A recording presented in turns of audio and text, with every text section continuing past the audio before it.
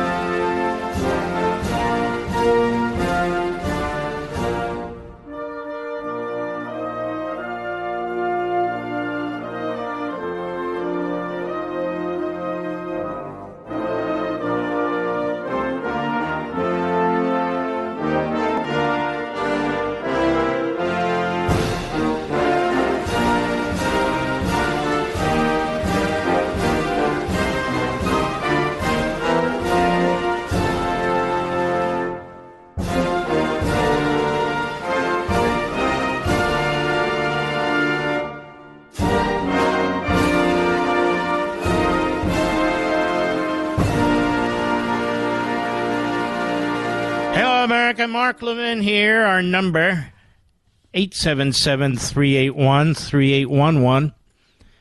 877-381-3811. As I continue my own journey through various philosophers and political scientists and so forth and so on, and do my own thinking and reasoning, I want to bring these different thoughts to you, where we together can try and make sense of some things that are taking place in this society. Let me read a quote to you, and we will jump into the other stuff soon enough. A political party is an organized attempt to get control of the government. A political party is an organized attempt to get control of the government. Let me do it without coughing. A political party is an organized attempt to get control of the government. E. Schatzschneider, who was a political scientist, fairly well known in the middle of the last century. It's interesting, isn't it? In many ways, it's correct. A political party is an organized attempt to get control of the government. But things are a little different today in several respects, but let me speak to the main ones. For the Democrat Party, a political party is an organized attempt to get control of the government and keep it.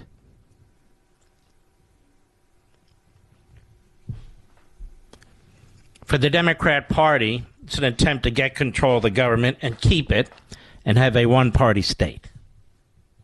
That's why they tried to change the voting system. That's why they try to pack the Supreme Court. That's why they do what they do in the states. And that's when you know you're dealing with a party that is totalitarian in nature, as the Democrat Party is. You'll also notice the AOC types, the Bernie Sanders type, these are democratic socialists. That's what they call themselves. The Democrat Socialists of America, that was the organization that propelled them into office, and scores of them, as a matter of fact, in the House. They're not really Democrat Party apparatchiks. So what are they doing? They're trying to take over fundamentally the base of the Democrat Party, because they have figured out they're running in the Green Party, the Reform Party, whatever party, doesn't work. Not in the United States, for a variety of reasons I don't need to get into. And so the real battle is within the parties. And so the Marxists have battled within the Democrat Party, and they are the base of the Democrat Party, that Pelosi had to bow to, and Biden has to bow to, and now they are actual participants in. That's the Democrat Party base. So they have succeeded, the American Marxists, in becoming the base of the Democrat Party, even if they're not the majority. And they have succeeded in securing the support of the ruling class of the Democrat Party. Make sense, Mr. Producer, as I think this through?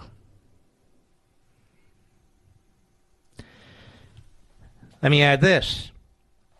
A political party is an organized attempt to get control of the government, and I added, and keep it if you're a Democrat, for one-party rule, permanent one-party government. And they've been working on this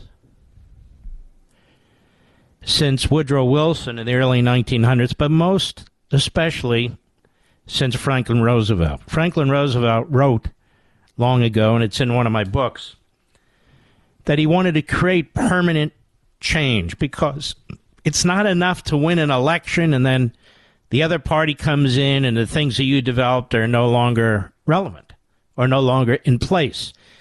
And so they came up with this idea of a massive, powerful, entrenched bureaucracy.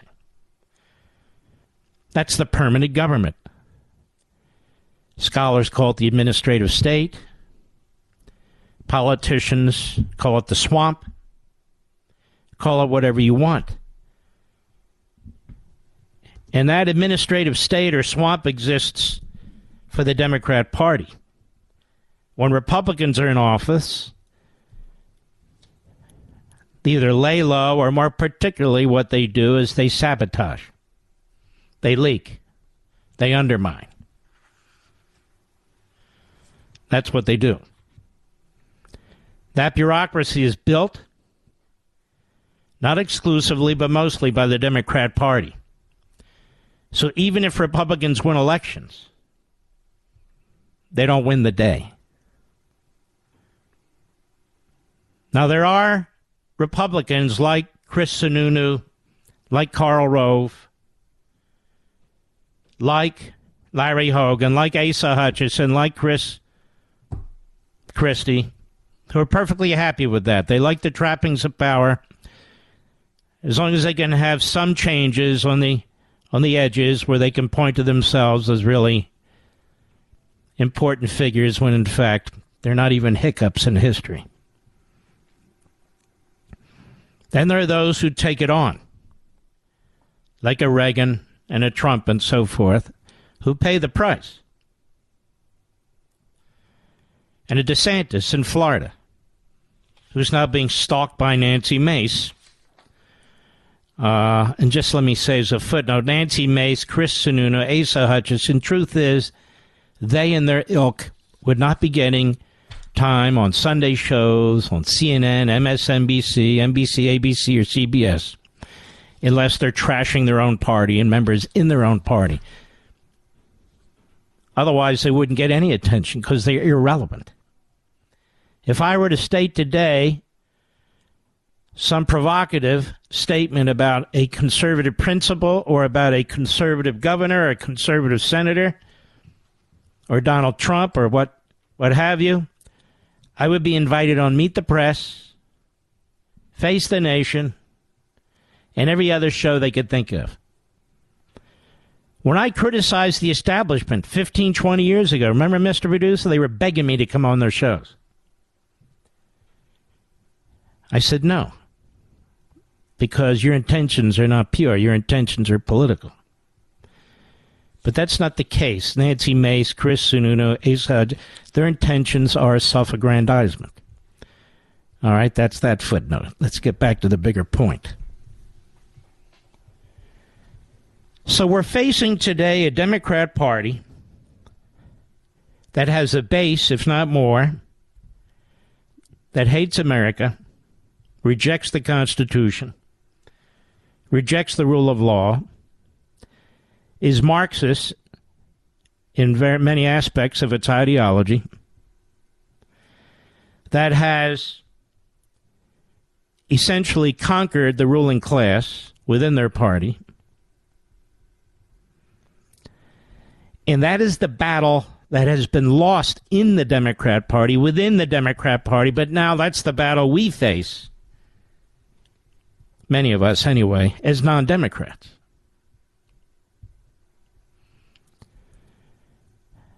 Now, having said all this, I talked about the permanent bureaucracy. They've also stacked the courts with ideologues. We stack the courts with people who say they won't be ideologues. We stack the courts with people who say, I'll take each case as it comes and apply the law. They stack the courts with people who say, I'll take each case as it comes and I'll advance the radical left activist agenda, which makes it, of course, very difficult to overcome. Makes it daunting, as a matter of fact. But as such, this entire system is now stacked against us. The permanent bureaucracy,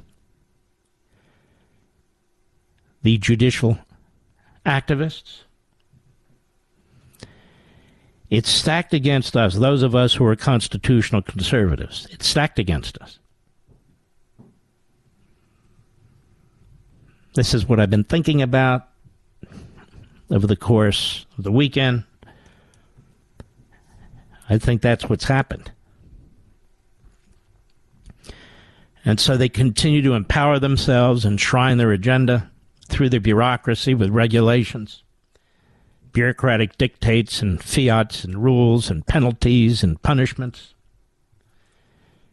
executive orders. We have an entire massive governing apparatus that has no constitutional basis and completely blows out the idea of a representative government and exists to not only empower itself, but to continue to grow and grow and grow. And the Democrat Party and this permanent government are one and the same, which is why Biden and previous Democrats have proposed massive spending, massive debt, more programs, more agencies, more bureaucracy, because that empowers the Democrat Party and it empowers the permanent bureaucracy, and they can advance their agenda whether they're in office or out of office.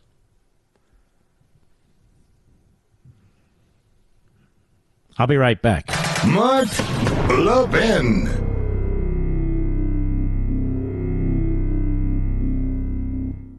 Now, I know you guys are worried. Federal Reserve staff said banking crises fallout could push the economy into recession this year. But you can do something about that. Learn how to protect the retirement you worked really hard for. I think a great way is to diversify with gold, and specifically a gold IRA.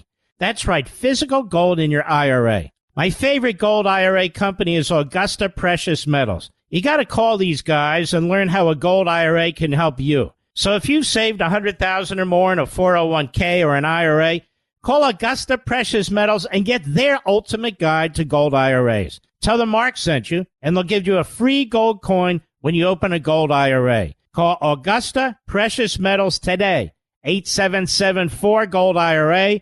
That's 8774-GOLD-IRA. Consult your financial professionals before making investment decisions. Get risk disclosures at AugustaPreciousMetals.com. What a great company.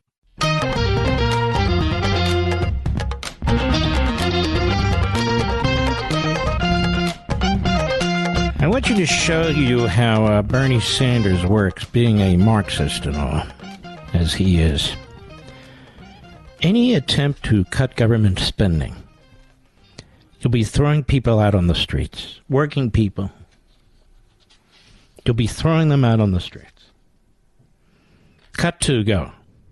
Donna, what needs to happen are two things. First of all, everybody in Congress has got to understand the United States of America cannot default on its debt.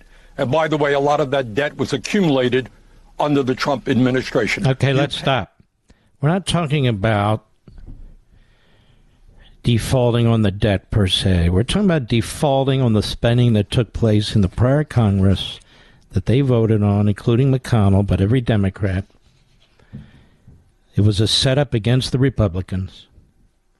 And now Biden has thrown $7 trillion budget on top of that. And the Republicans are saying, we can't pay for all that, and we're not going to pay for all that. We will destroy the future of our children and our grandchildren. And so being the Marxist that he is, and believing in modern monetary policy, which is the federal government can spend and borrow as much as it wants, who cares, that's his agenda.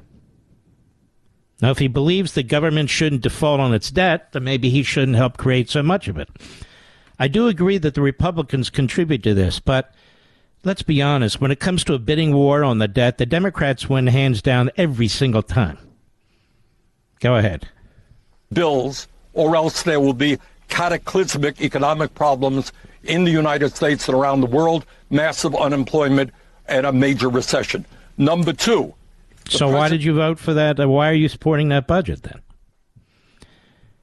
Why don't you guys negotiate and cut some of the spending so we can get the debt down? Anyway, go ahead. Is right. What we need is a clean debt ceiling bill. No, you don't get a clean debt ceiling bill because that means every single thing that Joe Biden is demanding is going to be approved by Congress.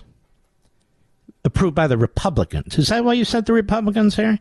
To approve every single spending, whether it's redistribution to the teachers' unions, redistributions to the Marxists on the left, the destruction of the combustion engine, the destruction of energy independence, open borders, and all the rest. That's what's being funded or not funded.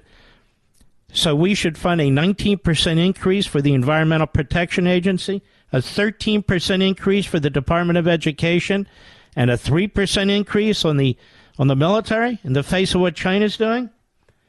And the Republicans must comply or else we will default on the debt. That's what he's saying. Need a clean bill.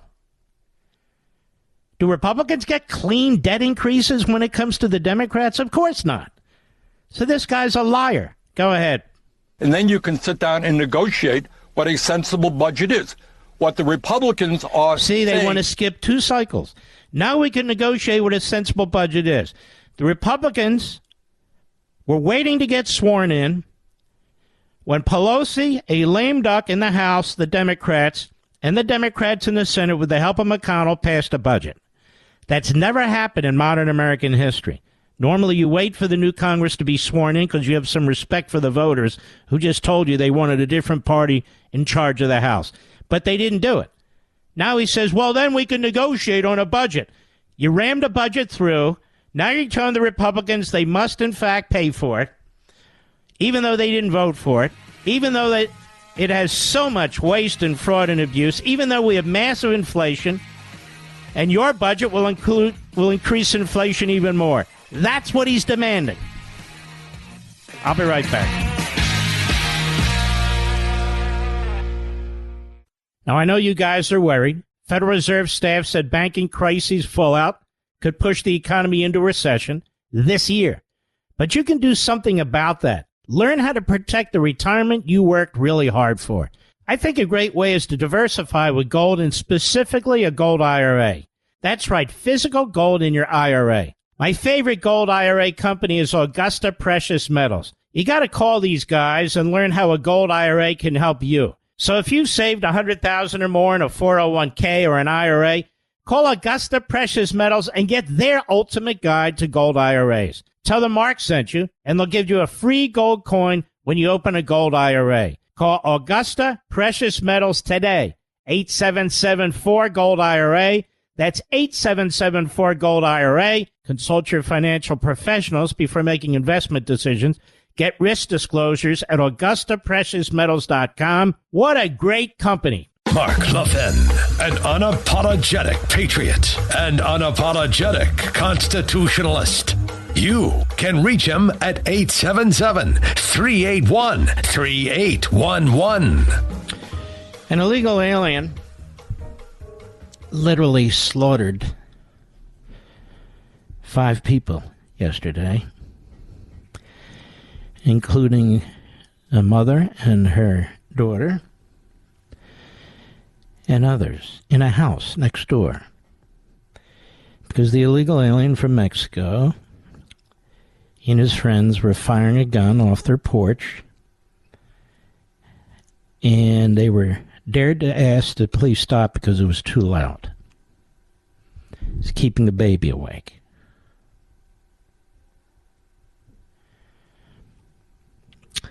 So he got mad. There's 10 people in the house, and he starts slaughtering them.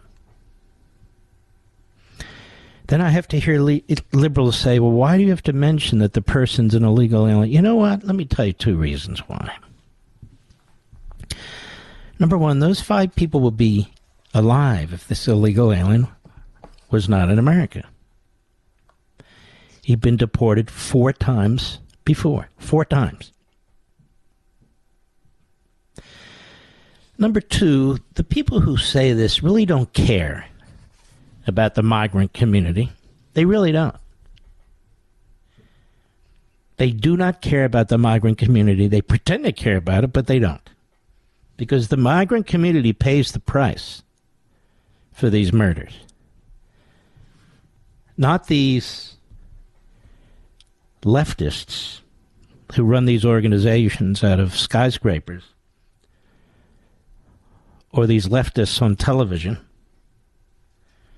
who are as white as Pasaki, who have no idea what they're talking about.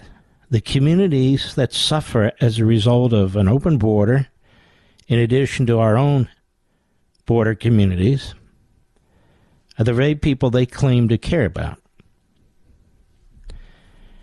Who are raped, who are maimed,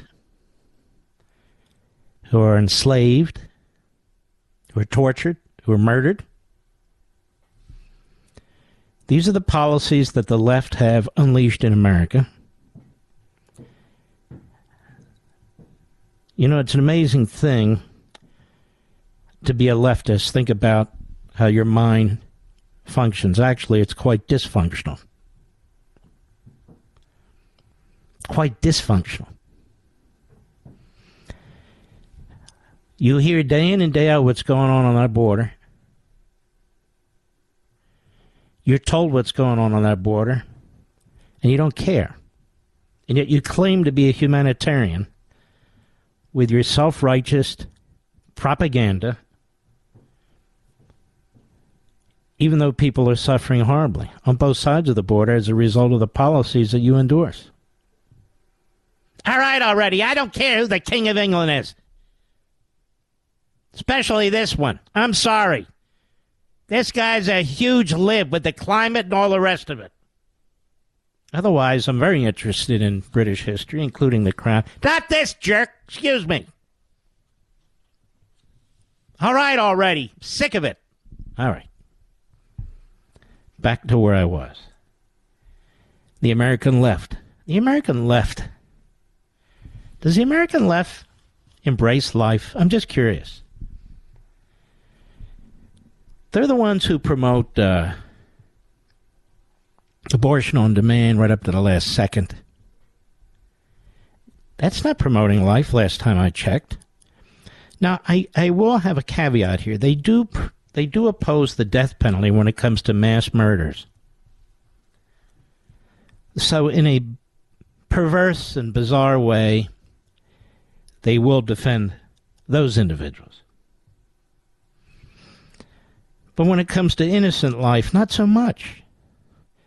They hate the cops who are there to protect innocent victims.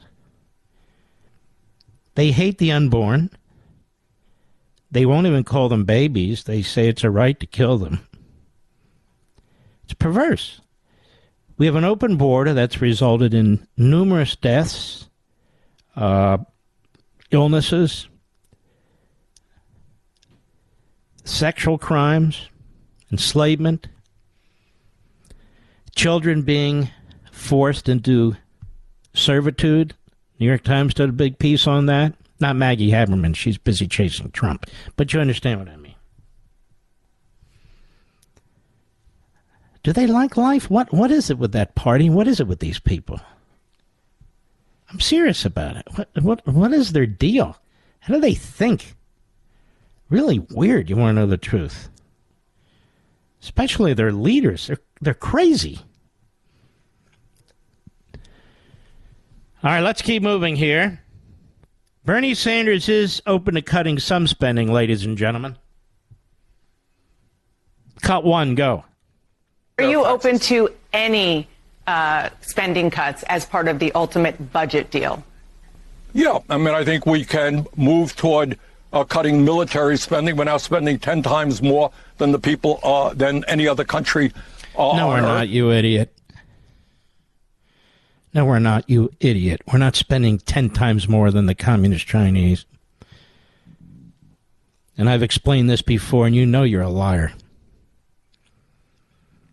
That their numbers are fake, and that they don't break out the civilian side. The military there leads the spending priorities for that country, and they don't include the amount of fusion with the civilian side. And he knows this. He's really contemptible, this bastard. Go ahead. Massive cost overruns in the Pentagon. Massive cost overruns in the Pentagon, excuse me. There's massive cost overruns in everything the government does. That's a funny thing.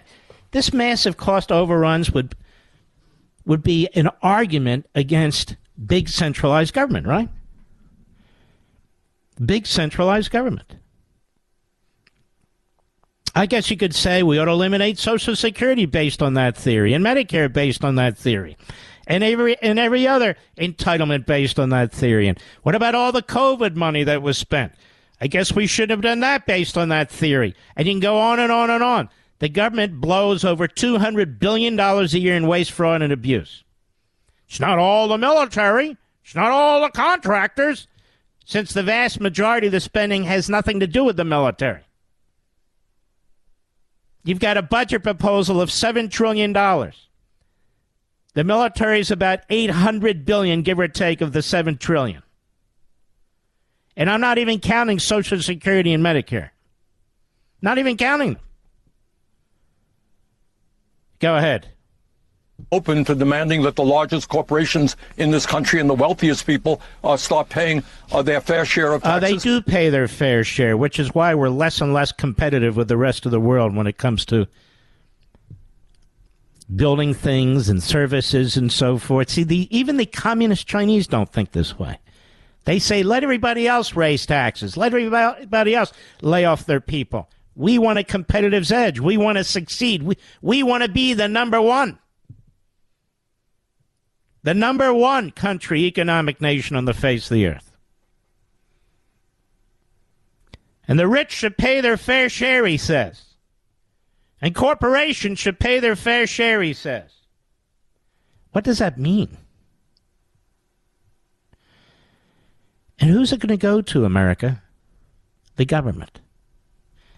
And what are they going to do with it, America? What are the bureaucrats and politicians going to do with the money that they have not earned? In fact, it's been earned in spite of the politicians and the bureaucrats. What are they going to do with the money? Look at how big the government is. It's the biggest employer. It's the biggest pensioner. It's the biggest landlord. It's the biggest tenant. It's the biggest consumer of energy. It's the biggest consumer of natural resources. It owns more land than any collection of human beings on the face of the earth. And he wants more. More. If Bernie Sanders had his way 150 years ago, we wouldn't have automobiles today. We wouldn't have electricity today. We wouldn't have light bulbs today. The Industrial Revolution never would have happened because it takes capital to make stuff, to invest in things. But here's what Bernie knows. What Marx knew.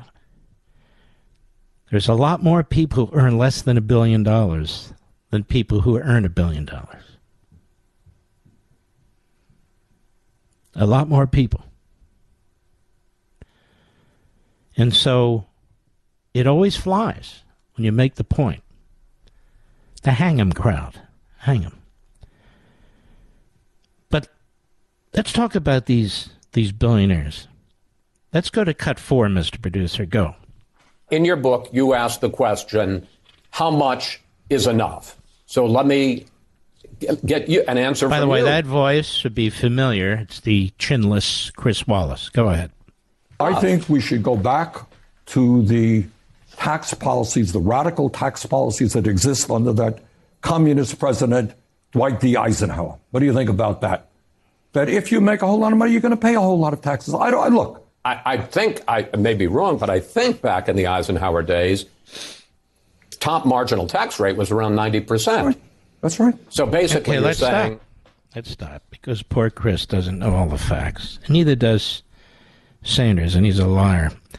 That 90% rate applied to virtually nobody. Because people in the category of 90%, almost none of them existed.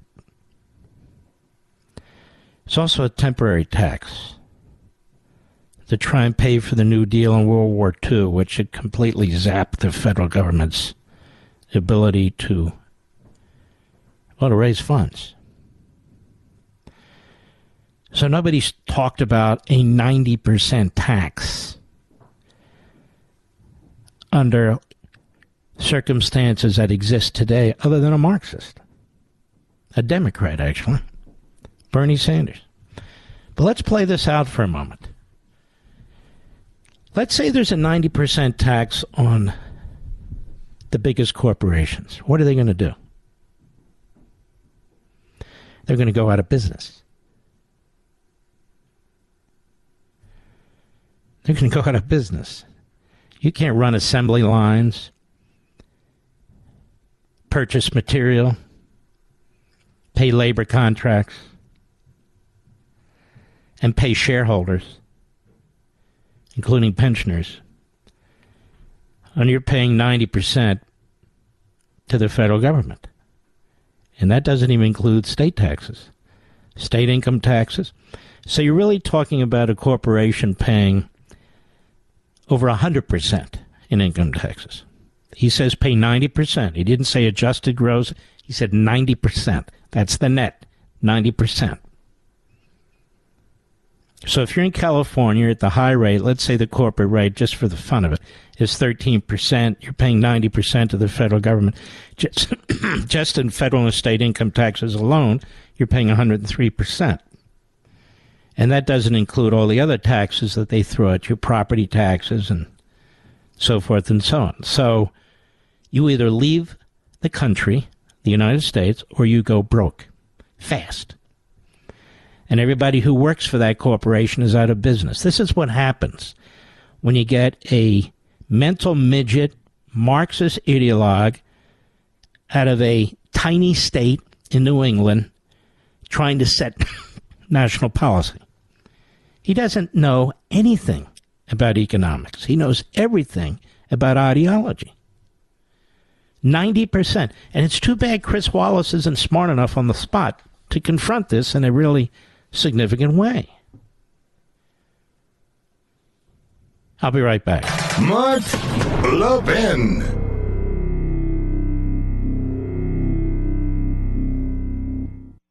Now, I know you guys are worried. Federal Reserve staff said banking crises fallout could push the economy into recession this year.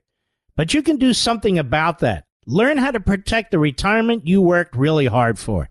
I think a great way is to diversify with gold, and specifically a gold IRA. That's right, physical gold in your IRA. My favorite gold IRA company is Augusta Precious Metals. You got to call these guys and learn how a gold IRA can help you. So if you've saved $100,000 or more in a 401k or an IRA, call Augusta Precious Metals and get their ultimate guide to gold IRAs. Tell them Mark sent you, and they'll give you a free gold coin when you open a gold IRA. Call Augusta Precious Metals today. 8774-GOLD-IRA. That's 8774-GOLD-IRA. Consult your financial professionals before making investment decisions. Get risk disclosures at AugustaPreciousMetals.com. What a great company.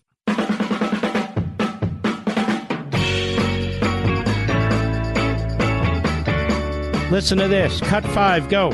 Sir, you're saying that billionaires should not exist. So are you basically saying that once you get to $999 million that the government should confiscate all the rest? I'm saying that we should go back to a very progressive tax policy like what we had under Dwight D. Eisenhower. Which would mean that after over $1 billion, basically it all goes to the government. You may disagree with me, but I'm just asking. Fine. Yeah, I think people can make it on 900. It's not a matter of people making it on 999 million. They don't have it in their mattress. It's not in their savings account. These are monies that are invested. And much of it is counted as their wealth, even though it's not liquid. It's in businesses and it's employing people, or it's in capital investments, trying to develop new technologies for health or whatever. So you can imagine what a disaster this would be. I hope you got to watch Life, Liberty, and Levin on Sunday. We did iPencil. First time ever, I think, of any show. We did iPencil. Bernie Sanders doesn't know how to make a pencil. And yet, look how he would disrupt the economy. And he doesn't care the way they disrupt our energy system. And they don't care the way they disrupt our border. And they do not care. They want power. They promote their ideology. They don't care about your lifestyle in the least. They want you jealous as hell. It's not about some guy next door having $20 billion. Even today, Elon Musk doesn't have an account with $50 billion in it. It's invested in businesses, which you would have to shut down and give the money to the government. Why? So people can get more bloated, so they can hire more people, more IRS agents to harass you, empower the police state. We've seen this all over the world. So he says he would confiscate, later in the clip, he would confiscate anything over $999 million. Where the hell does he get the authority to do that under the Constitution? To confiscate anything. And now Biden's pushing a wealth tax. But don't worry, it's only for people who are much richer than you. It's only a matter of time. Once they set the principle, then you're the target. You're the target. They want your money. Because believe it or not, there aren't enough billionaires to pay for what Bernie Sanders wants.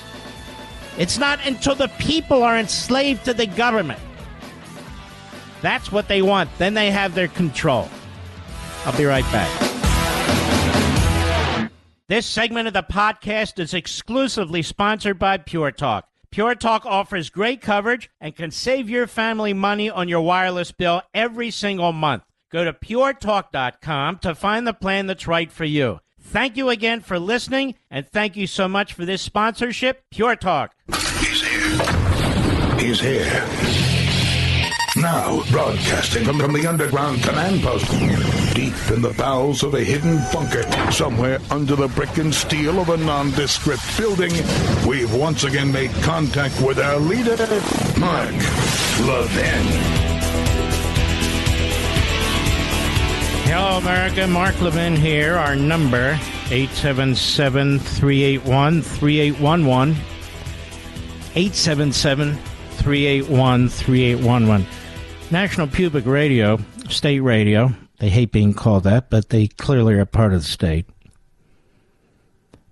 More people are getting away with murder. Unsolved killings reach a record high. More murders across America are going unsolved, exacerbating the grief of families, already reeling and worsening the largely cracked trust between police and the public, especially communities of color most affected by gun violence. This is amazing. That kind of crap left-wing propaganda from state media. The reason more murders are going unsolved is because there's less cops. And if people are upset about it, then they should stop voting for city councilmen and mayors who want less cops. That's the bottom line. While the rate at which murders are solved or cleared has been declining for decades, it has now dropped to slightly below 50% in 2020, a new historic low. Several big cities, including Chicago, have seen the number of murder cases resulting in at least one arrest dip into the low to mid-30s range. We saw a sharp drop in the national clearance rate in 2020, says Professor Philip Cook, public policy researcher and professor emeritus at Duke University and University of Chicago Urban Labs. It reached close to 50% at the time nationwide, which was the lowest ever recorded by the FBI, and it hasn't come up that much since. That makes the U.S. among the worst at solving murders in the industrialized world. Germany, for example, consistently clears well over 90% of its murders. Now, why is that? They don't say. I'll say. Because there's no defund the police movement in Germany. Is there? So who's responsible? Well, reasons behind the drop are multifaceted. Cook and other experts warn that more people getting away with murder in the U.S. is driving a kind of doom loop of mutual mistrust. Low murder clearance rates impede future investigations, which in turn potentially drive up killings in some communities where lack of arrests undermines deterrence and sends a message that police will not or cannot protect them. Oh, you think? Do you need a PhD and need to be in academia to figure that out? Communities that are especially impacted by gun violence believe that the police are ineffective or indifferent, and as a result, they're less willing to cooperate, says Cook. So that's the answer? Are you serious? Indifferent? Don't you think the reason is there's less of them? That's the truth. You know, I'm hooked on a show called The First 48. You ever watch that, Mr. Producer? You've never watched The First 48? Well, it's about these real murder situations. And they're not long stories. They're real cases, typically in Tulsa or New Orleans or Atlanta, some of the other cities. And so you see these efforts at solving these crimes. But if you don't have enough police, you can't solve them. And when you have murder going through the roof and you don't have enough police, you can't solve them. And so they ought to stop voting for people who don't want police. So National Public Radio gets it wrong. And while, ironically, I was reading this story yesterday, Joe Biden, the Democrats in the media the night before, that is Saturday night, had their big media bash.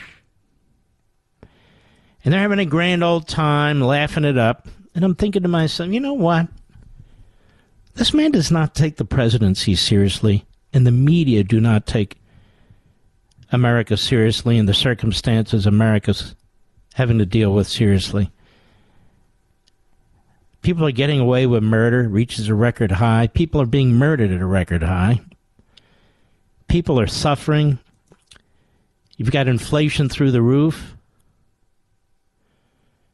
I mean, I can go on and on and on, and these people show up in their penguin suits and their long gowns. Even this woman from Hollywood had the people following her, holding her gown from the back. Remember that? One of the leftists. And they're enjoying their meals, and they don't even recognize how bad this looks. And they don't care, because what are you going to do about it? They literally don't care.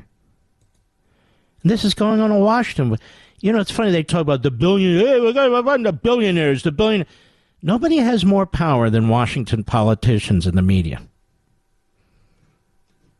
That's why you hate them. AP, Americans fault news media for dividing the nation. The Associated Press. When it comes to the news media and the impact it's having on democracy and political polarization in the United States, Americans are likely to say it's doing more harm than good. If you watch MSNBC for half a minute, they're even worse than CNN, and CNN is atrocious. MSNBC is a disaster of low IQ Democrats and former Republicans. That's what it is. That's what it is. And they bring on every radical left-wing academic racist or bigot they can imagine. By the way, you know what I did in great pain, Mr. Producer? I read this guy, Elie Mystal's book. It is horrendous. He calls the white men on the Supreme Court, he calls them, what's he call them? White supremacists.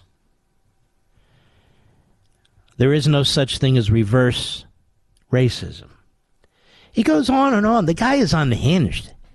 He's a vile, nasty, hateful SOB. And he is a regular, fairly regular, slot on MSLSD, typically on the Joy Reid program. No surprise there, because she's much the same. But to have such, number one, ignorance about American history, and number two, hate for the country you live in, where only a jackass like you can succeed, and to exercise your freedom of speech rights while condemning the people who enshrined it, it's just incredible to me. This is the news media. This are the news media today. Literally 3/4 of U.S. adults say the news media is, no, it should be the news media are and the press is, but what do I know? Increasing political polarization in this country, and just under half say they have little to no trust in the media's ability to report the news fairly and accurately. And they're right. They're right. The poll released before World Press Freedom Day, which apparently is on Wednesday, shows Americans have significant concerns about misinformation and the role played by the media itself, along with politicians and social media companies in spreading it. But that many are also concerned about the growing threats to journalist safety. That breakdown in trust may prompt many Americans to reject the mainstream news media, and it's not mainstream, often in favor of social media and unreliable websites. I guess they mean conservatives. And while a slim majority of Americans say they have some degree of confidence in the news media and their ability to report the news fully and fairly, only 16% are very confident. Yeah, and I'll bet those include phony journalists and their family. 45%, they have little to no confidence at all. Now, if you run the Constipated News Network, or if you run MSLSD, or if you run one of the networks, or you run the New York Slimes or the Washington Compost, and you read that, you ought to adjust the way you approach the news. You ought to adjust it. You ought to release your text messages and your emails, those who are mocking Fox, so we can all take a look at them and see how pure and wonderful you are. But you won't, because you're frauds and phonies and hypocrites. Oh, we'd love to see those MSNBC and CNN texts and emails. We'd love to see the New York Slimes and the Washington Compost. Maggot Haberman, why don't you release yours voluntarily? Show us how fantastic you are. Jeremy and his Peters, why don't you do the same thing? Philip, what's his last name again? Philip Bump, the Bumpster. Why don't you do the same thing? Because they won't, because they're frauds. And you despise the media for good reason, because they're contributing to the destruction of the country. Republicans view the news media less favorably than Democrats. Yeah, well, you got a lot more Democrats in the media than Republicans. 61% of Republicans saying the news media are hurting democracy, compared with 23% of Democrats and 36% of independents. More Republicans think the news is strongly influenced by the U.S. government and the political views of the journalists. Gee, no doubt about that. Coverage of recent presidential elections, the coronavirus pandemic, protests against police killings of black Americans, and other events convinced Janice Fort that the media can't be believed. One station will cover a story that others ignore, leaving viewers not sure whom to trust. But the media was busy partying Saturday night. You know, like the fall of the Roman Empire. Fiddling while the nation burns. I'll be right back. Mark Levin.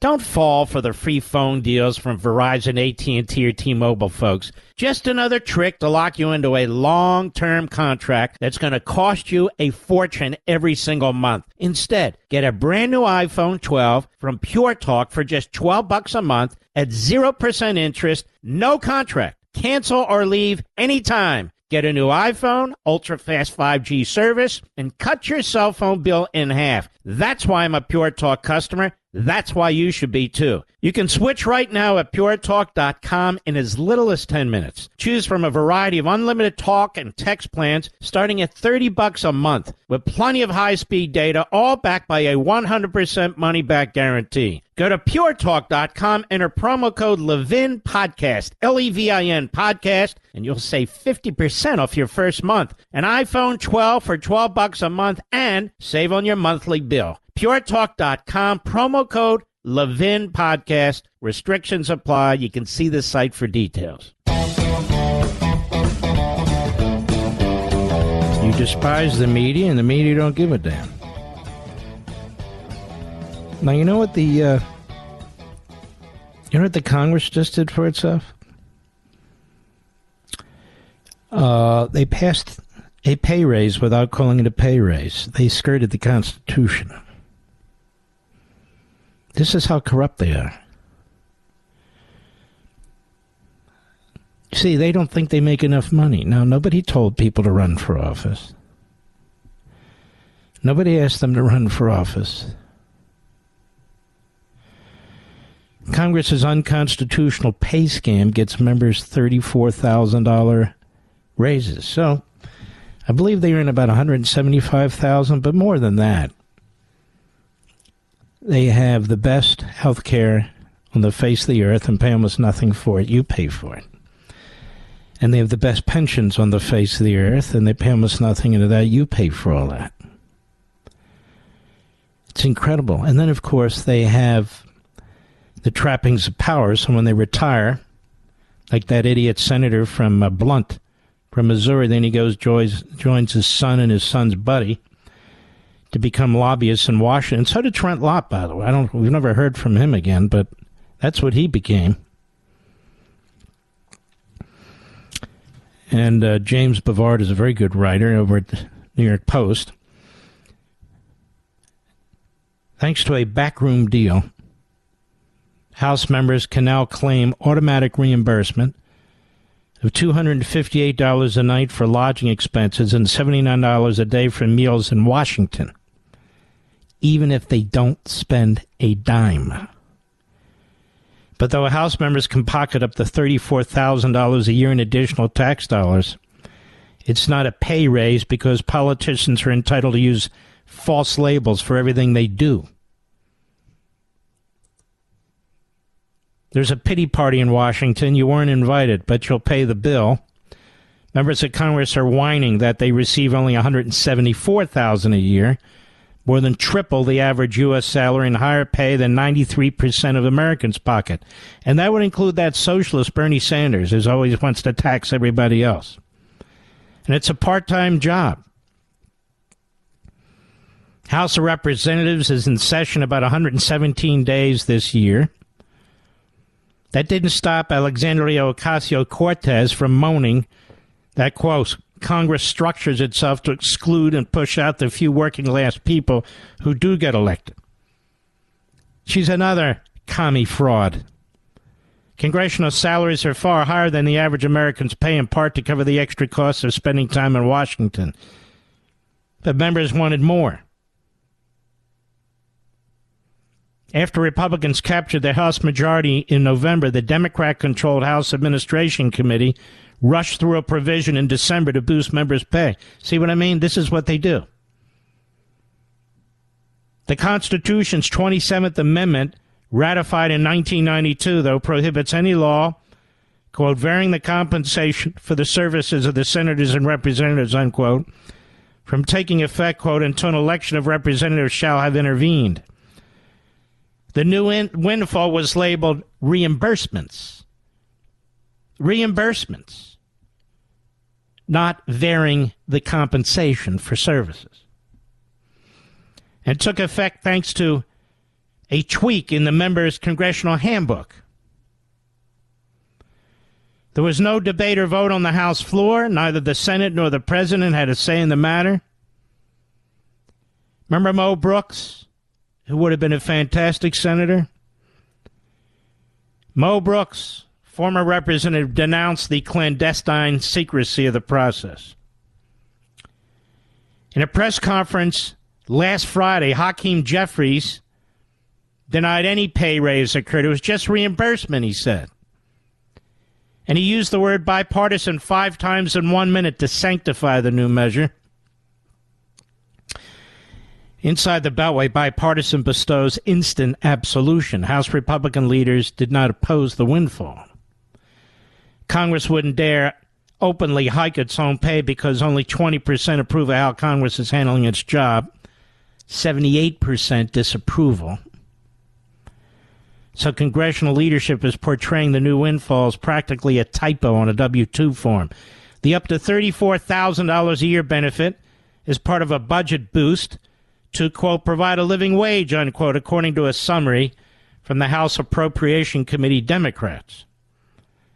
The new benefit system does not require the submission of receipts to reduce burdens and address the potential security risks, ruled the House's chief administrative officer. Imagine this. But Congress last year, they bankrolled hiring 87,000 new IRS agents and employees to audit you, your Form 1040s, and to shake more money out of your bank accounts. And that $600 rule they slipped in there from Venmo or PayPal or whomever, over the course of a year, if you receive $600, it could be from a family member who's reimbursing you. You're going to get a 1090 IRS form, whomever you are, and they're going to want to know if you paid taxes on it. Unbelievable.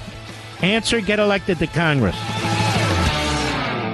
Don't fall for the free phone deals from Verizon, AT&T, or T-Mobile, folks. Just another trick to lock you into a long-term contract that's going to cost you a fortune every single month. Instead, get a brand new iPhone 12 from Pure Talk for just $12 a month at 0% interest, no contract. Cancel or leave anytime. Get a new iPhone, ultra-fast 5G service, and cut your cell phone bill in half. That's why I'm a Pure Talk customer. That's why you should be, too. You can switch right now at puretalk.com in as little as 10 minutes. Choose from a variety of unlimited talk and text plans starting at $30 a month with plenty of high-speed data, all backed by a 100% money-back guarantee. Go to puretalk.com, enter promo code Levin Podcast, Levin Podcast, and you'll save 50% off your first month. An iPhone 12 for $12 a month and save on your monthly bill. PureTalk.com, promo code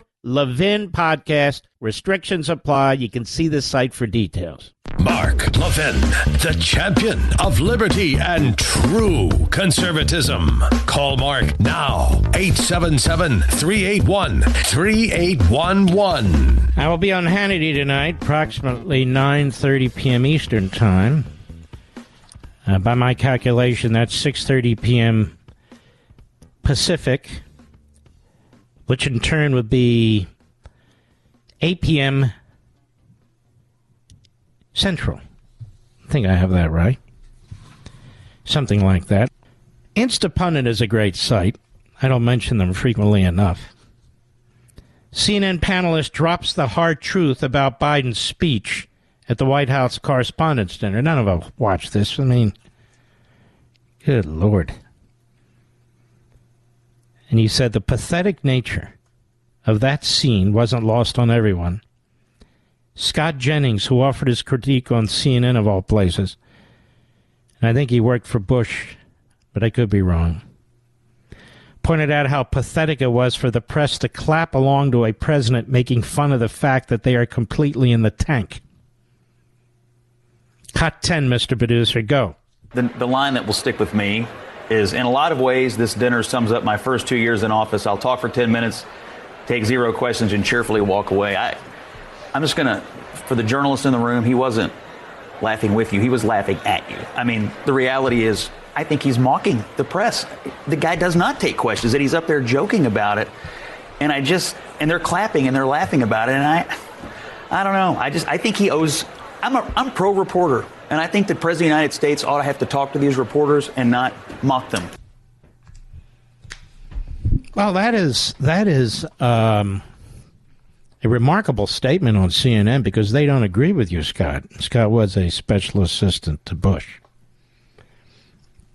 By the way, I saw Karl Rove. What's the other idiot's name? Chris. Does Chris Sununu have an issue in America? People in New Hampshire, can you help me? That guy talks like a mile a minute, like Chris Matthews used to speak. He is filled with cliches, nothing substantive out of the guy. He's got no statesmanship qualities. He stands for absolutely nothing. He's not willing to fight for any principles, despite what we're facing with the American Marxists and the Democrat Party. He's not willing to fight for anything. And if he's not trashing DeSantis, he's trashing Trump. And he'll decide if he's going to get into the race in a month or so. Is somebody wanting him to get into the race? And he's got like a 1974 13-year-old haircut. You know, for a 13-year-old, Mr. Producer. Have you looked at this guy? He's a mess. But he talks very, very fast like he's on a sugar high or something. And then there's Karl Rove. Karl Rove hates conservatives. Now, I understand that he's a colleague, but I never speak to him. More than that, I'm speaking about what I've seen of him over the years. Karl Rove, we used to defend Karl Rove when he was under criminal investigation by a U.S. attorney. I think it was in Chicago. Or somewhere. Maybe it was Dan Webb. I don't remember. But they talked about frog walking him. Who was that? Carville or something? So he escaped. He escaped their clutches. But he's just an establishment guy. That's all. They keep pounding and pounding and pounding for their guy.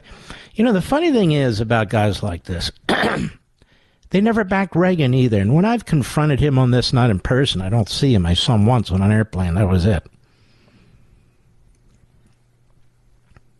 In other words, I've seen pretzels on an airplane more than I have Carl. But that's okay. And I'm not telling you anything I haven't said on the radio before. Oh, what did he say? Don't worry about it. But he insists in 1980 he backed Reagan. No, he didn't. He was part of the Republican establishment that ultimately backed Reagan after he got the nomination, but he never backed Reagan. Neither did McConnell. McConnell was the same. Neither did Sununu, the old man. Until Reagan was inevitable. I can go through all these people. Chris Christie would never have backed Reagan. He was a New Jersey rhino. Excuse me. A New Jersey orca, may I say, Mr. Producer. Hey, Chris, word to the wise, watch out for those massive windmills in the ocean there. Not good for the health. I've seen the sperm whales. It's killing the sperm whales. May I say that with all due respect? So you have this effort, this nascent effort within the Republican Party of people who literally stand for nothing. You're not going to attract 5% of the primary electorate if you're not prepared to take on the hard left. I'm not talking about negotiating with them, embracing them. This is a do-or-die moment in American history. It's a do-or-die. This Asa Hutchinson guy. Can anybody think of one reason to support him? No, of course not. Now, it's interesting. Asa Hutchinson and this Nancy Mace out of South Carolina, who's nobody ever heard of before. I got a few of these others, Chris Sununu and so forth. The only reason they draw attention is because they're self-hating Republicans. Self-hating Republicans. And by Republicans, I don't mean rhinos. I mean the original Republican Party. Remember, the Republican Party was founded in 1854 by, among others, abolitionists. So that's what I'm talking about. And they would be receiving any attention but for the fact that they are self-hating. But I can tell you now, conservatives, constitutionalists, we don't want to hear this crap anymore. We don't want to hear it.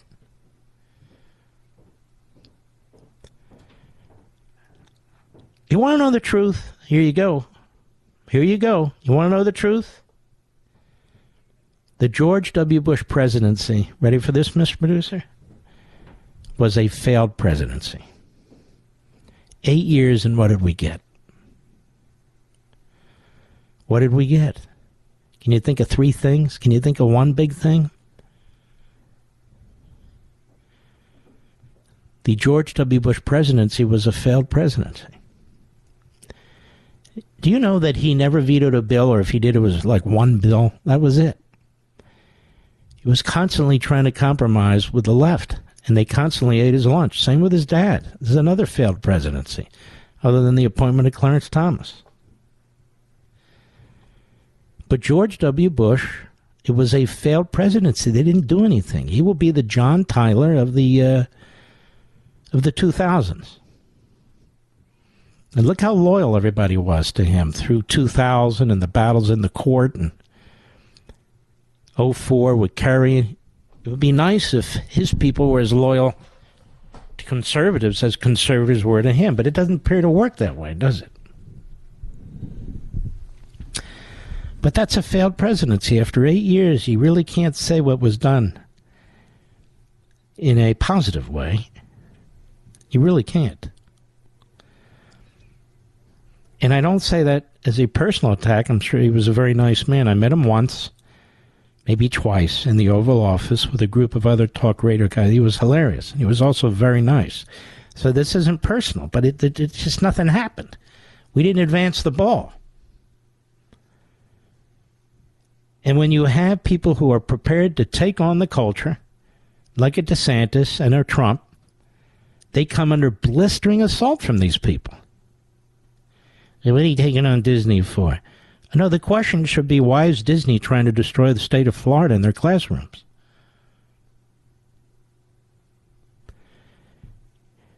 That interview I did with Donald Trump played on 2 Sundays. We broke it up, obviously. What I found most interesting about that interview is, it was softball. It was when you let him speak. Did you see how calm and presidential he was? How fluent he was on all these subjects? I don't expect him to get a break from Mediaite. I don't expect him to get a break from the prepubescent left-wing phony journalists, wherever they are. I don't expect it. That show is for you, not for them. I mean, if I want to be Nancy Mace, I guess then they'd be interested, but I'm not, and I don't want to be. But when you listen to him, how he moves effortlessly through subject and so forth, you see the presidential Donald Trump, which is what they don't want you to see. It's the same thing with DeSantis when I interviewed him. They're comfortable. They don't have their guard up. They can talk about the issues in a significant way. And I think that's important for you. For you. I'll be right back. Mark Levin.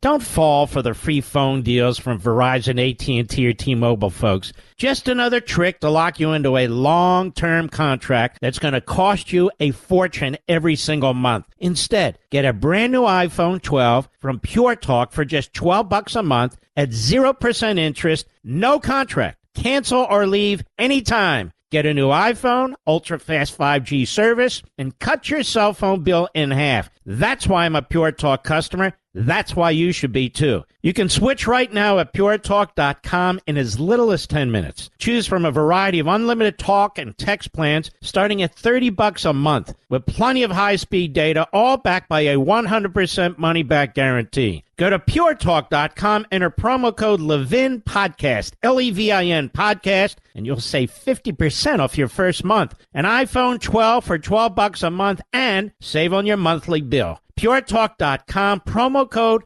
Levin Podcast. Restrictions apply. You can see the site for details. Lawrence Summers, or as his friends call him, Larry or Lar. As you know, he's a Democrat. He's an economist. I know that's oxymoronic, but nonetheless. And he's now predicting stagflation. Something we've been talking about here for a year. Now, why did I know that we're going to get stagflation? Because if you really look at the numbers, and I don't need a PhD in economics to do this, I just need my old noggin. You could tell it was going to happen.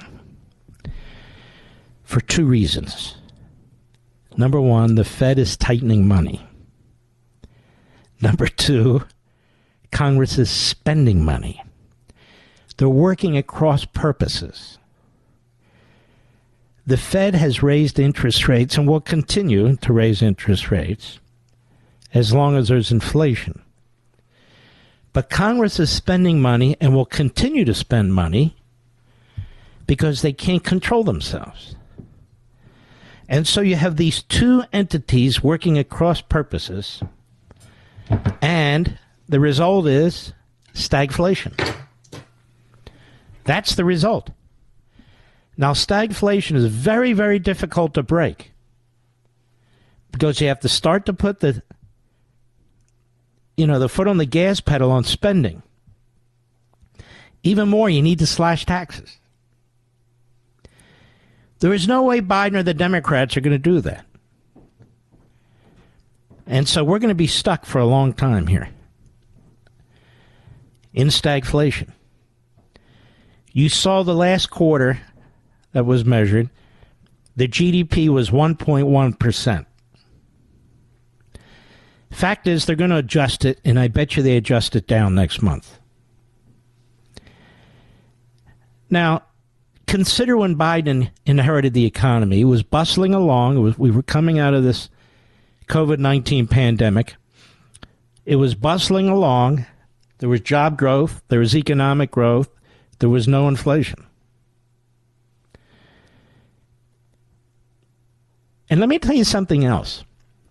These things Biden's doing, whether it's with immigration or anything else, you don't even feel the real consequences of it for 3, 4, 5 years down the road. The economy is massive. It's still massive. So it really takes time for this to penetrate, for it to resonate throughout the economy. The fact that there are millions and millions of illegal aliens roaming the countryside, where are they? Oh, I know we see 1,000 here. No, where are millions and millions of people? The Supreme Court ruled in 1982 they have a right to public education. Congress passed a law that they have a right to emergency health care. They're going to flood our institutions, just in our infrastructure. But where are they today? We don't even know. I'll be right back.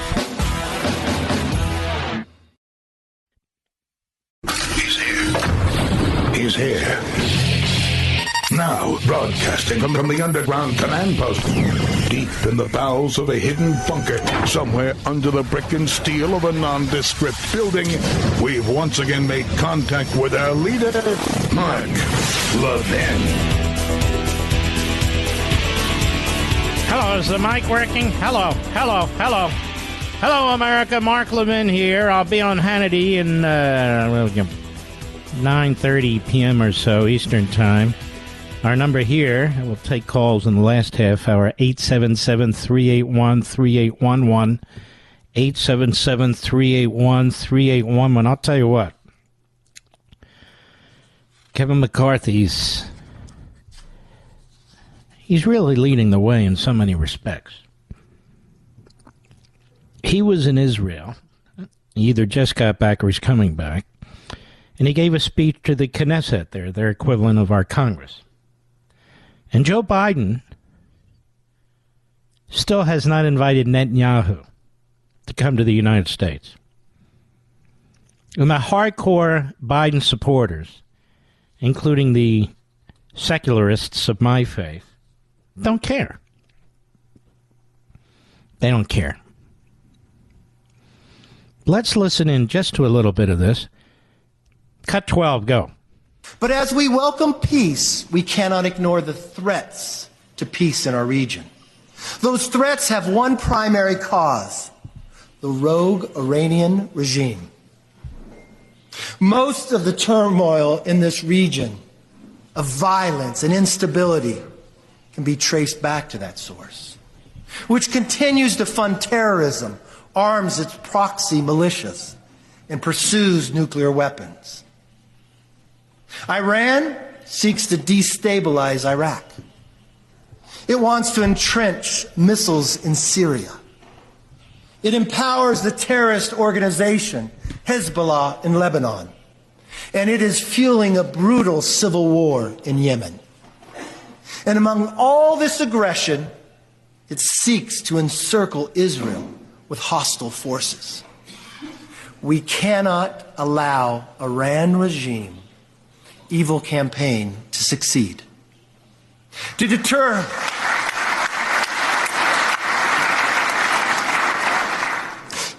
Iran's dangerous behavior, our nations must continue to stand together. We, the United States, integrated Israel into our central command and are continuing to carry out military exercises together. As long as I am Speaker, America will continue to support fully funding for security assistance in Israel. Cut 13, go.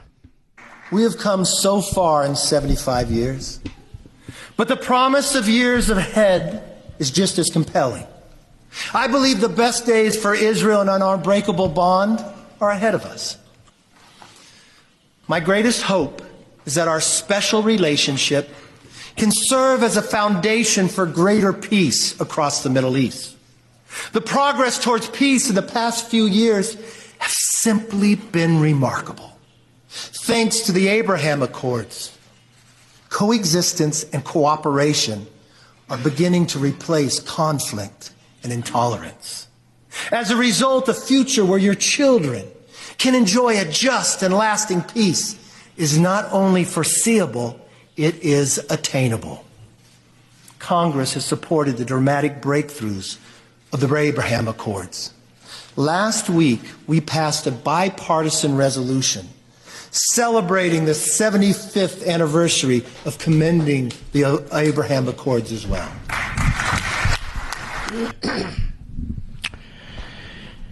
And now at a news conference in Jerusalem today to a Russian reporter. Cut 14. Go. Вячеслав Tartakovsky, РИА Новости, Russia. We know that you don't support the current unlimited and uncontrolled supplies of weaponry and aid to Ukraine. So, can you comment, is it possible if in the near future the U.S. policy regarding sending weaponry to Ukraine will change? Yeah, I'm not sure. The sound here is not good. Did he say, I don't support aid to Ukraine? No, I vote for aid for Ukraine. I support aid for Ukraine. I do not support what your country has done to Ukraine. I do not support your killing of the children either. And I think for one standpoint, you should pull out.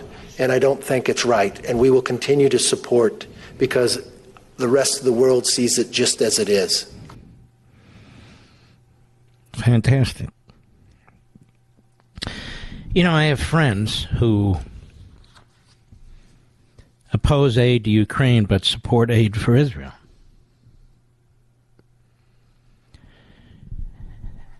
I even have enemies who support aid for Israel but oppose aid for Ukraine. And the arguments they use, in many respects,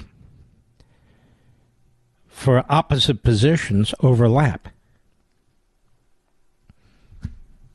Ukraine's far away. Well, Israel's far away.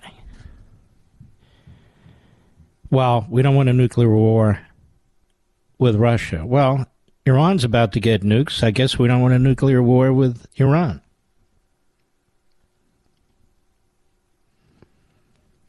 And I can go down the list. Because these people are mostly irrational. They can't universalize their points. I universalize the points. We should continue to support Ukraine as we are. NATO should too. And we should continue to support the state of Israel.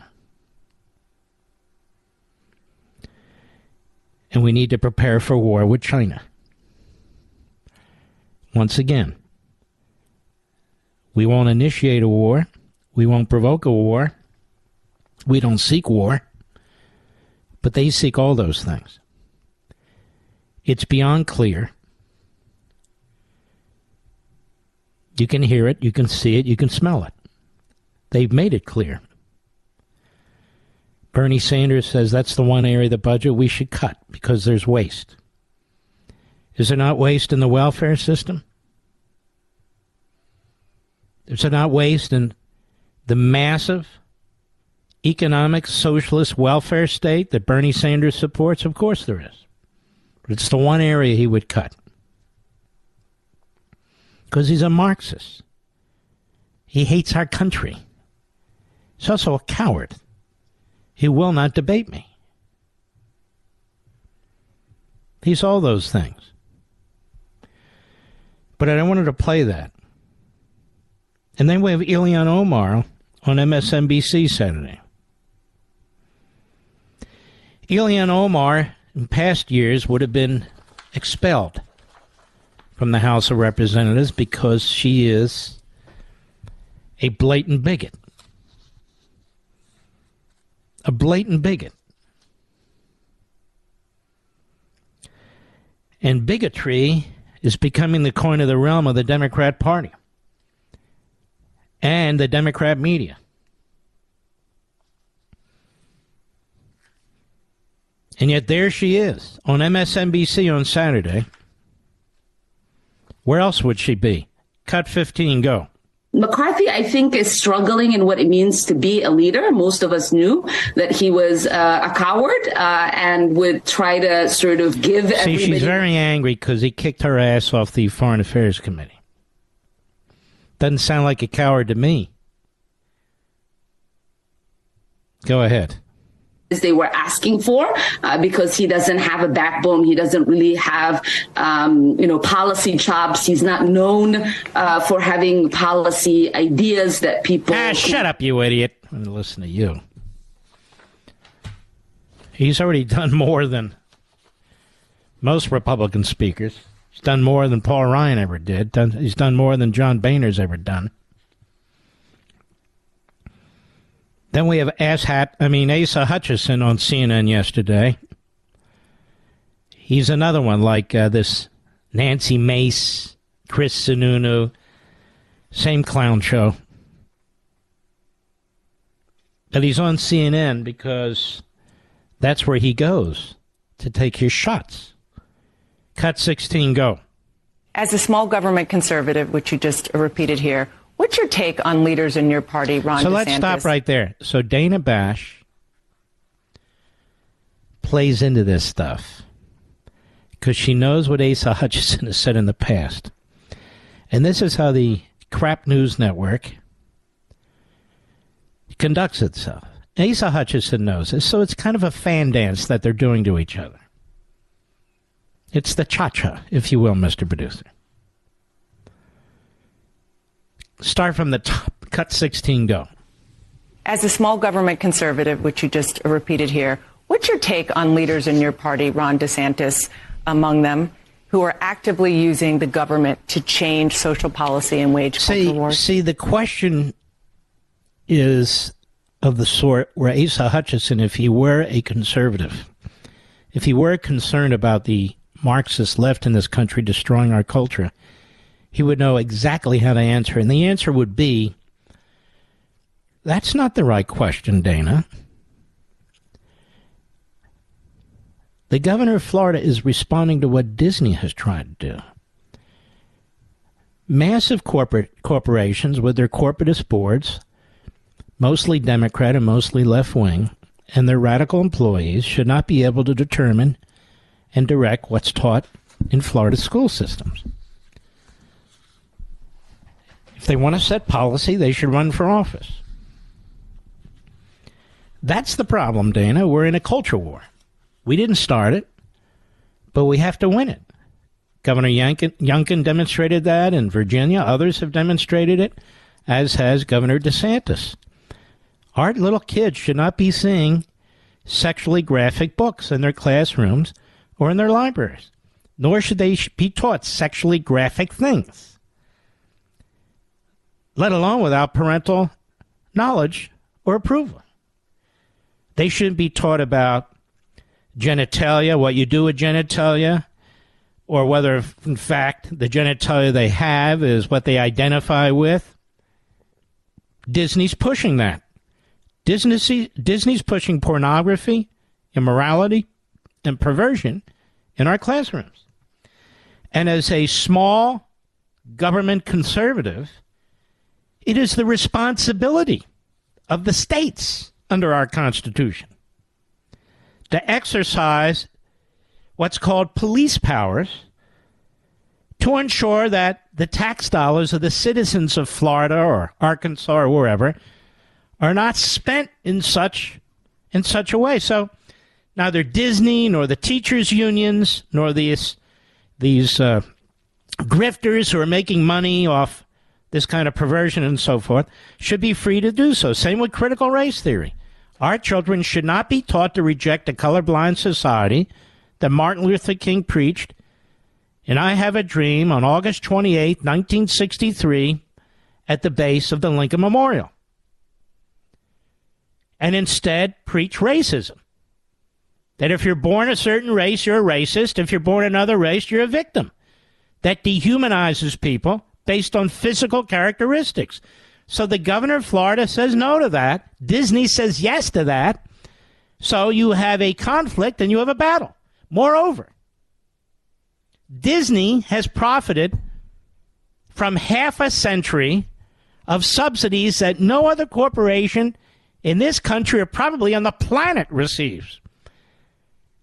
It's its own town. It's its own city with its own fire department, with its own police force, with its own environmental regulations, its own zoning basis, its own taxing authority, and on and on and on. And so this is an occasion to fix that. Your buddy Bernie Sanders is on here talking about corporations don't pay their fair share. Here we have a conservative governor who's saying this corporation certainly doesn't pay its fair share.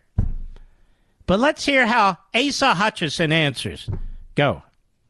Well, let's be more specific about Disney. I don't like what Disney said about the legislation that I would have supported in Florida, but it's not the role of government to punish a business when you disagree with what they're saying or a position that they take.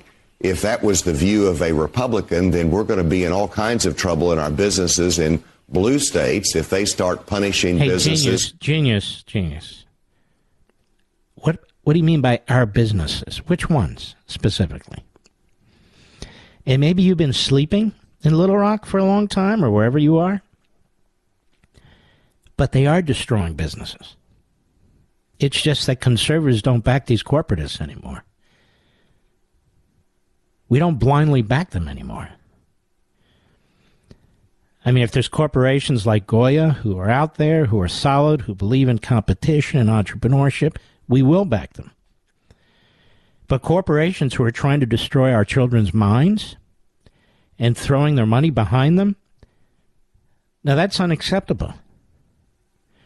And you talk about punishing them. A corporation that has benefits that have been conveyed to them by the state has the power to take them back, particularly when they're extraordinary, like the powers that Disney has. So you're not punishing them. You're leveling the playing field. And by the way, Disney's free to say whatever it wants to through its spokes idiots, through its chairman, who's another idiot, a left-wing Democrat who flirts with running for president. Go ahead and run, you moron, and make sure you put on the goofy outfit when you do it. Maybe the mini outfit so you can actually practice what you preach. So what are you talking about punishing them? That means every corporation in the country's punished unless they get Disney benefits? This is Asa Hutchinson, who doesn't even understand economics, let alone governance. Go ahead. Making a more conservative speech or position. And so I don't understand a conservative. All right, you don't understand. If you want to run for governor of Florida, give it a shot, pal. You don't have a snowball's chance in hell of winning the Republican nomination. So you're just out there, draw attention to yourself. You're the reasonable one. You go on CNN to be used as a foil like the other clowns. I'll be right back. Mark Levin.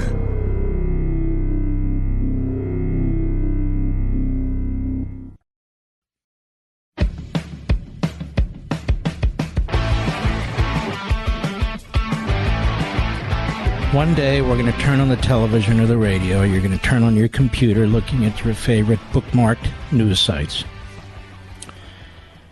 And you're going to see charges brought against President Trump either in Georgia or Washington, D.C., one following the other at some point.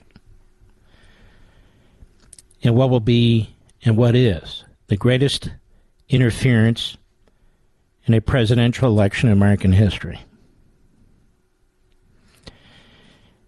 The special counsel does not have the authority to do what he's trying to do. But nonetheless, the judges are so ideologically corrupt, left-wing activists, and others have fallen in line. Local prosecutors doing the same. Just giving you a heads up. And then there are going to be those rhinos, you know of whom I speak, who are going to lurch and jump with excitement. More when I return. Mark Levin, the thunder on the right.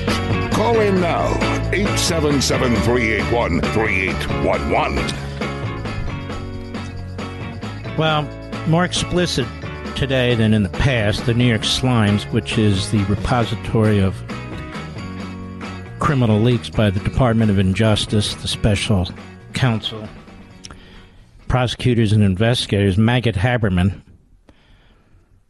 Jonathan Swan, Alan Fuhr, the Fuhr, as they investigate former President Trump's efforts to overturn the 2020 election. See, Maggie doesn't understand how the Constitution works. She can talk fast. She can show up on CNN. She can win a Pulitzer for nothing, but she doesn't understand it.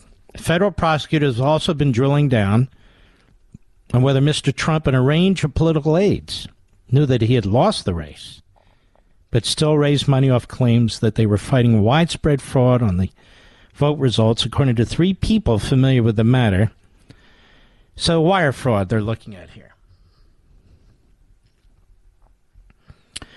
That's how radical this prosecutor is, this Jack the Ripper Smith.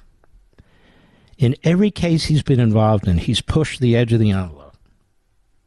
Whether it's the former governor of Virginia, whether it's the former Democrat presidential candidate from North Carolina, it doesn't matter. And now he knows he'll have a jury that'll do whatever he says, because it'll be in Washington, D.C. First, he'll have a grand jury that does whatever he wants, then he'll have a jury that does whatever he wants.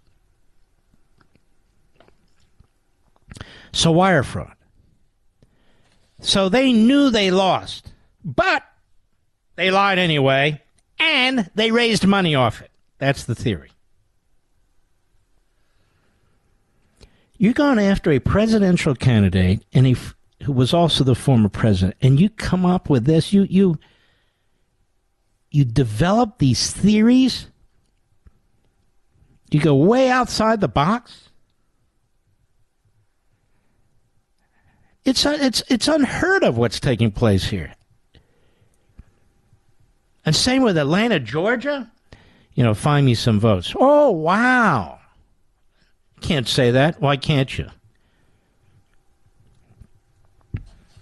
Prosecutors are looking at the inner workings of the committee, Save America PAC, and at the Trump campaign's efforts to prove its baseless claim that Mr. Trump had been cheated out of victory. That's the second time they put this in the article. They never wrote about 2016 that way, or Hillary Clinton and her endless, obsessive, unhinged statements that she actually won, but for Russian interference. They never write about her that way. Do you, maggot? In the past several months, prosecutors have issued multiple batches of subpoenas in a wide-ranging effort to understand Save America, which was set up shortly after the election as Mr. Trump's main fundraising entity. This is so outrageous. These criminal leaks to the New York Times. It's just unbelievable. Initial round of subpoena. So somebody is feeding her the specific details. So it's clearly Jack Smith and the people around him. It's his office telling you what they're doing. Or it could be the Deputy Attorney General of the United States, the head of the Criminal Division, the Public Integrity Section. Could be any of them. Be a perfect investigation. And I think President Trump's lawyers should call for it. Now, I don't think Meritless Garland will do it, but I think they ought to make an issue out of this. That's enough already. These are criminal violations. This is obstruction. These leaks are obstruction of justice. But more than that, it violates his due process. That's why the leaking is a crime, to protect the target or the subject or the would-be defendant. That's why these are crimes, because you cannot have a fair case like this. I'm waiting for the legal analysts to follow me on this. Well, not follow me. That's a bad image. You get the point. Past several months, prosecutors have issued multiple batches of subpoenas. An initial round of subpoenas, which started going out before Mr. Trump declared his presidency in the 2024 race. Look how specific she is, or they are. And Mr. Smith was appointed by Attorney General Meritless Garland in November, focused on various Republican officials and vendors that had received payments from Save America. So what? More recently, investigators have homed in on the activities of a joint fundraising committee made up of staff members from the 2020 Trump campaign and the RNC, among others. Some of the subpoenas have sought documents from around Election Day 2020 up to the present. Now, Mr. Producer, how does she have the incredible details of this information? What the subpoenas said, when they went out, who received them? That can only come from the prosecutor's office. Prosecutors have been heavily focused on details of the campaign's finances, spending and fundraising, such as who was approving email solicitations that were blasted out the lists of possible small donors. So what they're doing now is trying to shake people down, to cause them to be in such horrendous fear that they'll say almost anything. Yeah, I wrote the email. I wrote the fundraising letter. Well, you want to save your ass? Yeah, I do. I got a family and 3 kids. All right, you want to save your ass? Here's what we want to know. That the Justice Department, with its ability to bring criminal charges, has been able to prompt more extensive cooperation from a number of witnesses. What did I just say? And prosecutors have developed more information than the House committee did, having targeted communications between the Trump campaign aides and other Republican officials to determine if a barrage of fundraising solicitations sent out after the election were knowingly misleading, according to the 3 people familiar with the matter. The fundraising efforts are just one focus of Mr. Smith's investigation into Mr. Trump's attempts to reverse his loss at the polls. That's 3 times.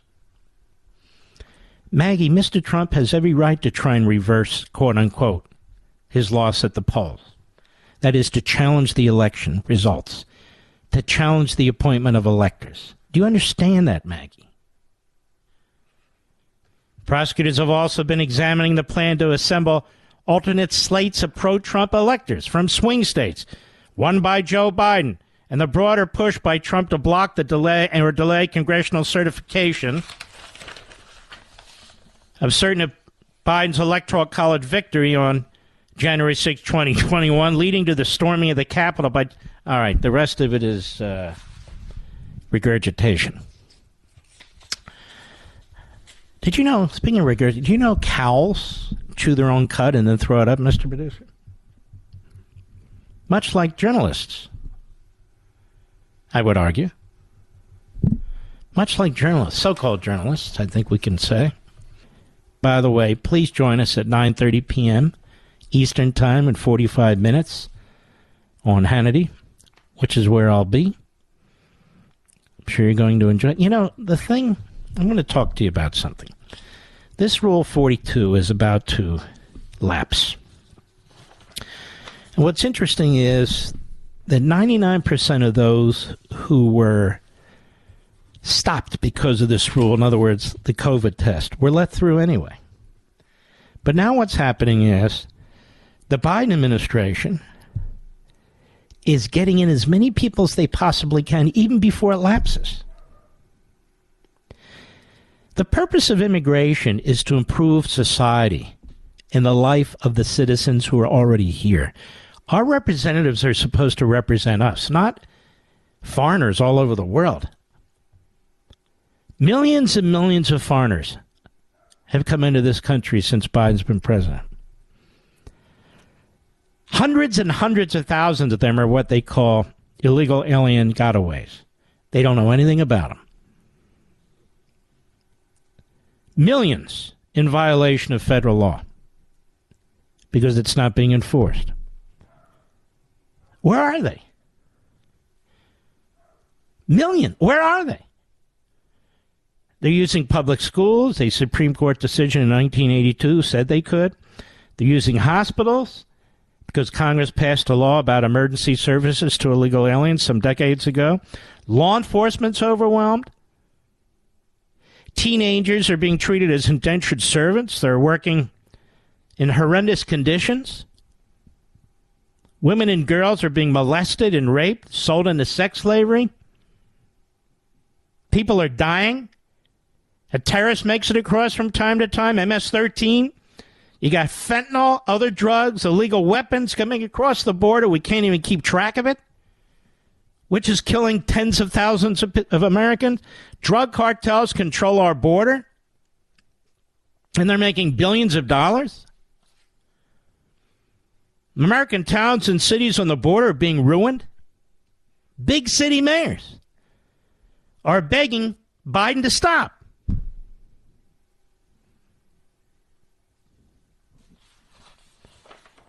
Don't you think Joe Biden owes us an explanation?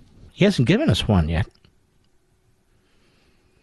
Don't you think he owes the American people an explanation about what he's doing and why he's doing it, rather than send the serial perjurer and liar Mayorkas to Congress to tell us the border's secure? We're not stupid. Border's not secure. Don't you think he owes it to us that we have a right to know exactly what the hell's going on? I'll be right back. Mark Levin.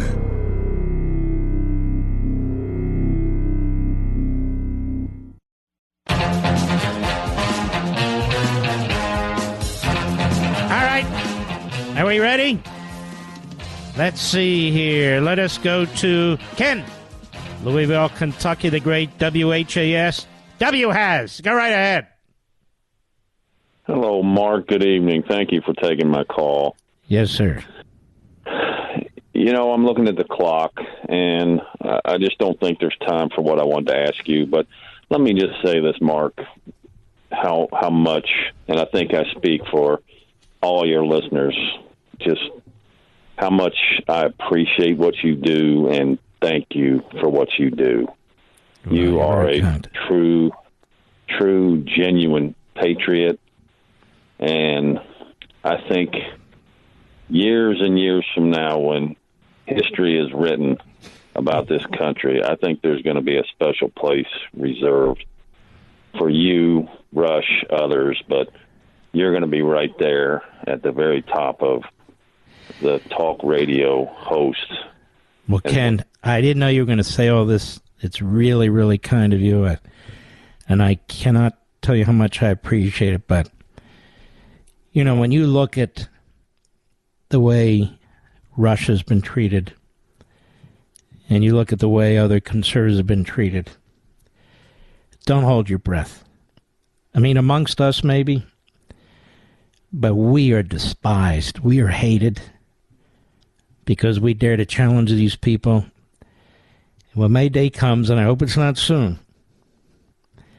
you'll see the venom and the poison pouring out from every pore of every reprobate on the planet. It's just the way it is. This is why I believe in family. I believe in friends. I believe in you and the people in this audience. You're the people I care about. I don't care about them. But Ken, I want to thank you. That was very, very kind of you. Very much appreciated. Take care of yourself. Let's keep going. Trish in New York, the great WABC. Go right ahead. How are you? Love you. Thank you. I have a 98-year-old grandmother, born and raised in this country. Problem is, she can't live off her Social Security check anymore. Mm-hmm. So we put money in every month to pay her rent, her food, and everything. And now she's starting to get dementia, so she doesn't realize what's going on. And to try to find help is ridiculous. Mm-hmm. It's unfair, and I feel bad because she also takes care of my brother who has special needs. Mm-hmm. And she raised us both because our parents died before they were 40. So seeing her get dementia at this age, which is 98, is old, it is not easy seeing her not be able to pay for things. No, it's horrendous. A lot of people go broke over this. Imagine all the money this government spends and wastes. $250 billion a year they can't even find. Imagine if it was put to proper use. Imagine if they didn't raid these trust funds. Imagine if they would control themselves, but they can't. Thanks for your call. I'm sorry you're going through it. We salute all you heroes out there. I cannot thank you enough for listening. Your kind words and so forth. Just very, very kind. I appreciate it. God bless you. I'll see you on Hannity in 30 minutes.